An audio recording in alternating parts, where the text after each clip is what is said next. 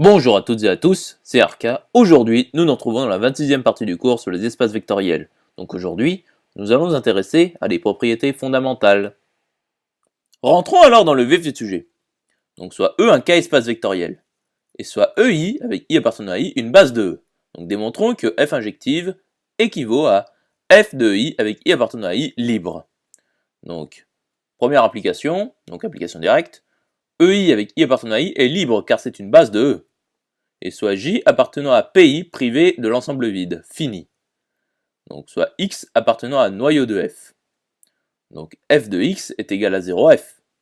Et il existe un unique couple J lambda I avec I appartenant à J appartenant à PI privé du singleton ensemble vide croix K puissance J entre parenthèses tel que X est égal à somme pour I appartenant à J des lambda I EI. Donc F de la somme pour I appartenant à J des lambda IEI égale 0F. Ce qui équivaut donc à somme pour I appartenant à J des lambda I F de EI est égal à 0F.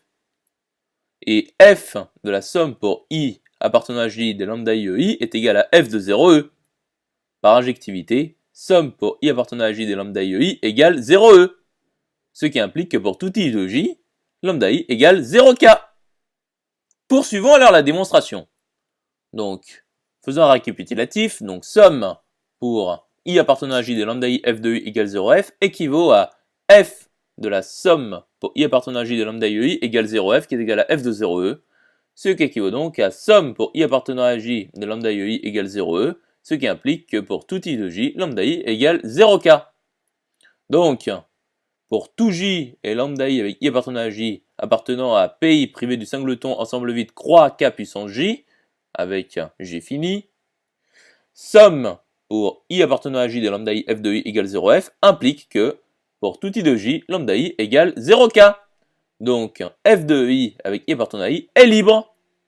Donc attention, F de I avec I appartenant à I n'est pas systématiquement génératrice de F. Car si F non surjective, alors il existe U appartenant à F privé de F de E, et U ne peut pas être combinaison linéaire des F de I. Voyons alors l'implication réciproque. Donc, la famille des F de I avec I appartenant à I est libre.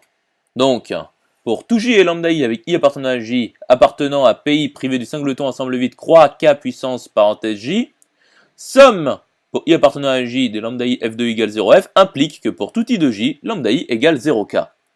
Soit X appartenant à noyau de F.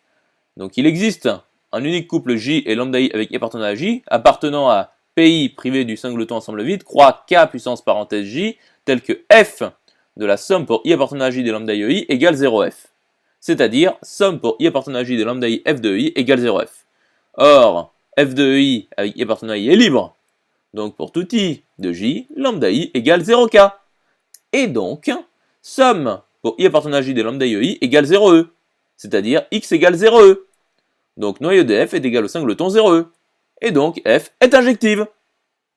Démontrons alors que F surjective équivaut à F de I avec I appartenant à I génératrice de F. Donc voyons l'application directe. Donc clairement, vect des F de I avec I appartenant à I est inclus dans F. Donc pour tout Y de F, il existe X appartenant à E tel que Y est égal à F de X. Et comme EI avec I appartenant à I est une base de E, alors il existe un unique couple J et lambda I avec I appartenant à J appartenant à PI privé du singleton ensemble vide croix K puissance parenthèse J tel que X est égal à somme pour I appartenant à J des lambda IEI. Et Y est égal à F de la somme pour I appartenant à J des lambda IEI. Ce qui est égal à la somme pour I appartenant à J des lambda I F de EI. Donc Y appartient à vect des F de I avec I appartenant à EI. Donc F est inclus dans vect des F de I avec I appartenant à I.